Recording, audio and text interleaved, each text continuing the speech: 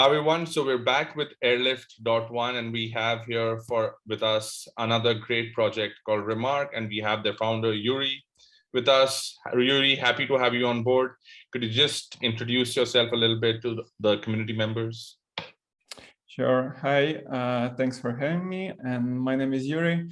I'm a co-founder and a developer at RMRK, which is what we call the most advanced NFT standard. And we currently operate on Kusama and Polkadot ecosystem, but with plans to moving this standard to the wider audience to other blockchains and parachains.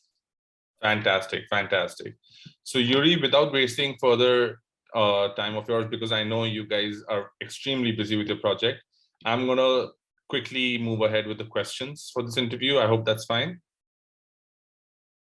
Yeah. Perfect, perfect. So for question number one, how has RMRK gamified the NFT space? Could you just give us some info on it?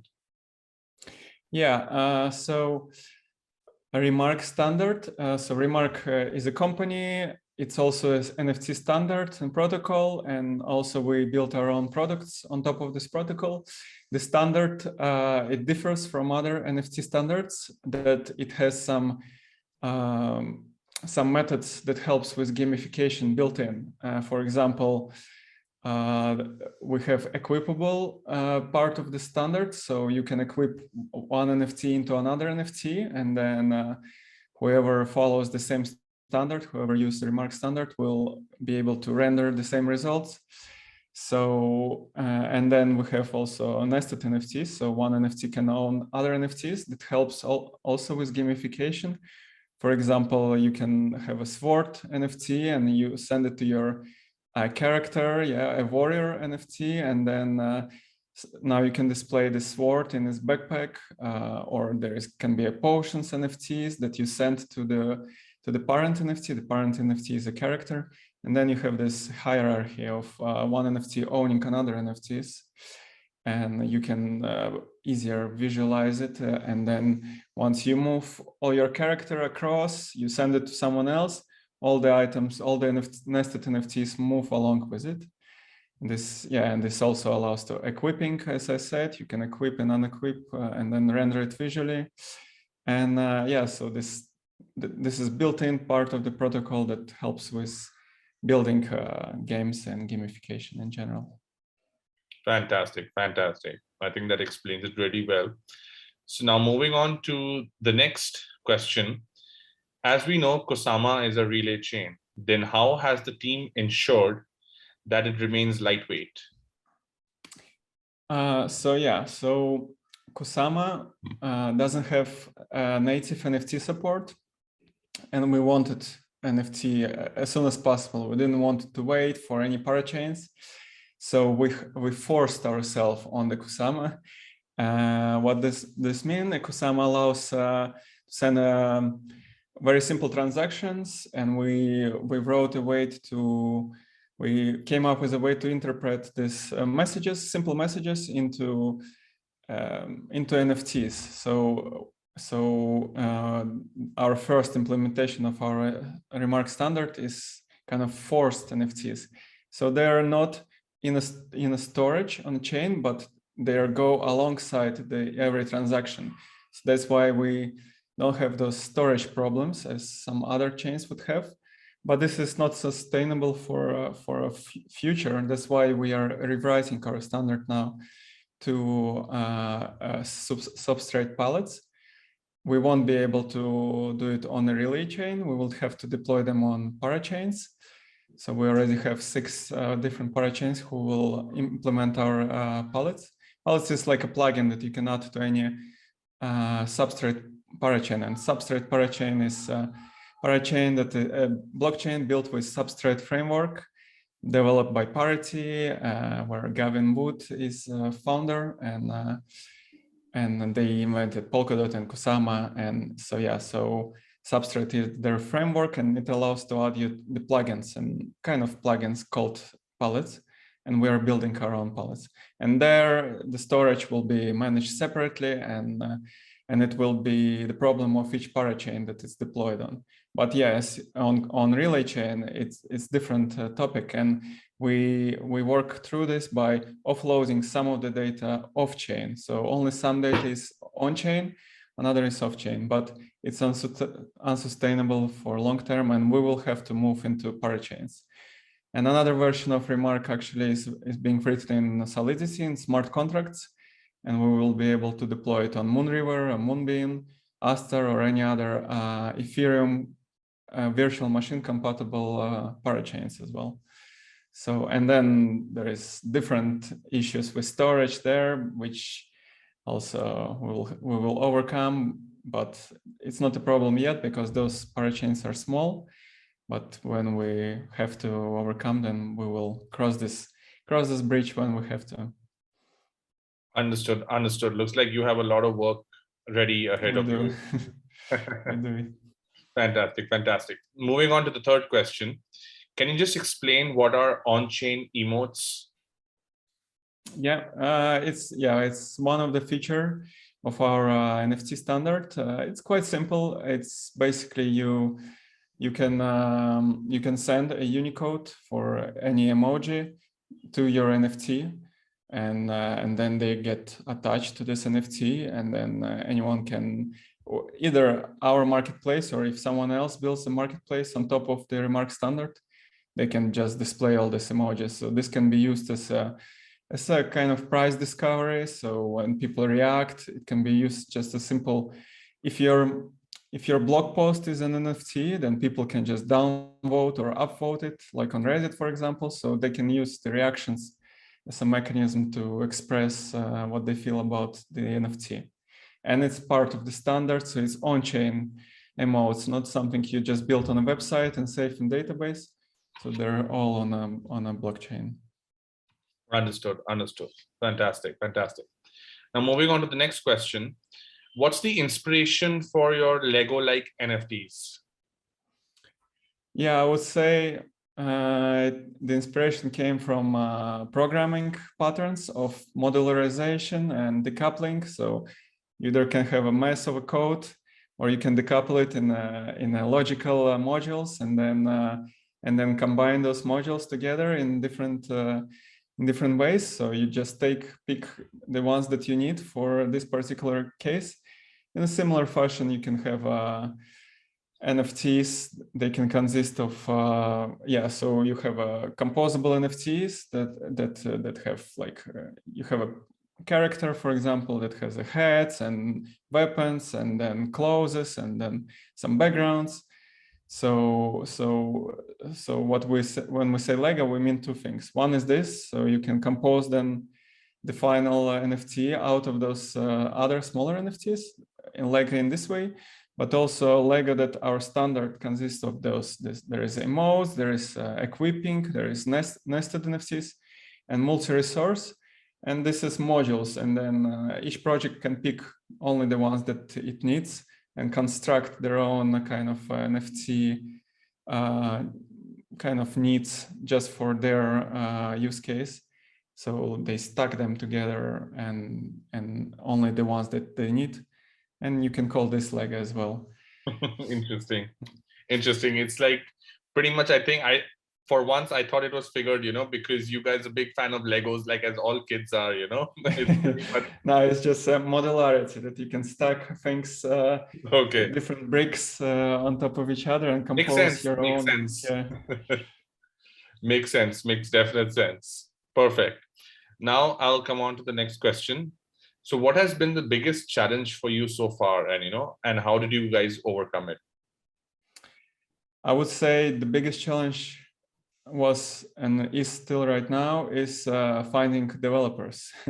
So it's very difficult to find decent developers now, especially the one that doesn't ask for outrageous rates. So because everyone needs, especially now, it's maybe going to be a bit easier because the market is down. But when there was a bull market, everyone was hiring like crazy. So Solidity developer is just being poached in 5 minutes. Every project needs 1 or 5 or 10, and they offer a huge amount of money. So it was impossible to find a good one. And it's still very hard. So we are always actively hiring.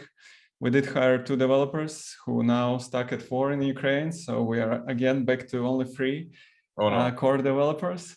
So we're always hiring, and it's a bit difficult. We have a lot of creative ideas in mind, but we cannot work on them because we have to do boring stuff or fix bugs or do something quite boring and mundane instead of trying those creative ideas. So more developers would help. Of course, I know when you get short-staffed, it really takes a toll. Definitely. Yeah. Okay, perfect. Now, I just wanted to now come to the questions about marketing your project. So, what has worked for you in terms of marketing, and what has shown significant results for you guys? Yeah, few things. So surprisingly, some YouTubers who we didn't pay, who were just genuinely interested with the project, and so there are 2 types of YouTubers, crypto YouTubers. Some it looks like they have a lot of followers, but then it turns out they're all like bots or like fake likes. And they ask for money, they approach you to make a video, but they usually don't have a big return because those users are not really real users. They just, I don't know, they get some kind of, they get maybe some tokens from doing this, or some monetary payment for liking and watching video and sharing. But we were lucky. Some genuine YouTubers, they didn't ask us anything. They made the reviews and they brought a lot of real community to us. And it's organic marketing. And then those real people, they were inspired by it, and they kind of shared it further. Also, from organic side, we were lucky that Bruno was well known in Polkadot and Kusama communities. So a lot of people just followed him. He had a big following. From paid marketing, what worked actually was Brave campaign worked quite well. You can pay Brave to display like either a push notification on your browser. For those that don't know, Brave is a browser that is crypto kind of centric, which is similar to Chrome but without any ads. And there is also this Brave homepage. It's more expensive, but I think we did it once or twice. It kind of worked. It's expensive, but it brought us some good customers. We also, what was it? Yeah, more or less there was a few more things that worked. Referral links. So we ran we gave out some referral links to influencers. And for people who buy NFTs with their referral links, then we would give them something also in return. So that worked quite well for bringing new users. What didn't work were these people that approach you with AMA, like Ask Me Anything. So you come to my channel and do this AMA and pay us something or give out some tokens to users who ask best questions. And usually those people that ask those questions, they're like giveaway hunters. This is basically their job. They look for new giveaways around. They will never use your platform beyond this, and they won't want to share this to anyone else after this. So I don't blame them. They usually come from a place where it's hard to find a better job or their current situation, and they just try to find whatever means to earn they can through giveaways and competitions and whatnot. So those didn't help, and you get approached about those every week. Usually come to AMA and pay us or pay to our community, but they never bring real users to you. They bring those users that just they sit there in your channels, social channels, but they don't bring any value. Basically, that's Yeah, we face the same thing as well. So we're also very particular, how and with which community we have to do our AMAs with. Definitely. Yeah, if you can get 10 quality real supporters, and they can bring more value than 2,000 of those fake community users that I don't know, they're either bots or clones or I don't know what. Perfect. No, completely agree with you on that. So I'll just move on to the next question now. So what has been the biggest milestone for Remark so far? Yeah, so recently it was launching the second iteration of our marketplace, Singular 2.0, singular.app. This is now using the Remark 2 standard. The previous Singular was more popular. It has more NFTs, but it used the old Remark standard, which didn't allow multi-resource and composable and equipable NFTs. So the old NFTs were just like normal NFTs, just like any Ethereum NFTs. New Singular we launched last week. It's so far doesn't have a lot of NFTs. We are adding migrations, so the NFTs from Remark 1 could be migrated to Remark 2, and then we will see more art. But we were working a lot on this, on user interface to allow anyone to create these rich NFTs. Previously, only people with coding skills could do it, but now we're adding interface for any creator, any artist to create the rich NFTs. So that I would say this is the recent big milestone. Yeah. Perfect. Now, if I were to ask you, what's the next big thing or big event coming up for Remark, which you would like to share with the community, what would it be? So in terms of events, there is not much exciting, like not conferences or anything like this. But next big milestone we are looking at is once we finish our smart contracts, we will launch a new version of marketplace on the Moonriver and Moonbeam. This is where people would be able to create and trade those rich composable, equipable NFTs using their familiar tools also, like MetaMask, for example. So we will also be able to allow a lot of Ethereum-based tools there, like all these on-ramps and fiat payments. So people will be able to pay for NFTs in more familiar tools. And we will be able to add some features that are missing, like auctions and things like that. But also, because there's more developers familiar with Solidity, it will allow for other projects to run their own games and projects with Remark contracts. So this would be big, and we're developing those contracts for quite a while now. And yeah, so it will allow us to attract much more crowd, because the people are familiar with those MetaMask. They don't know how to operate within Kusama ecosystem. They don't know their wallets and tools. It's confusing for them. But with this smart contracts, we will be able to capture this Ethereum market, hopefully. That's great. That's great. Next one. Exciting times ahead for you guys, and a lot of work ahead, definitely. Fantastic. Now, just coming to the last question, Yuri. Unfortunately, that's the last question. So where do you see Remark in the next 5 years? What's your long-term vision for the project? So midterm is, we're launching at Q4 this year. We're hoping to launch our metaverse game called Skybridge. It won't be some crazy 3D metaverse or VR like some do. It's going to be quite simple, pixel-based isometric game, just to showcase our technology further.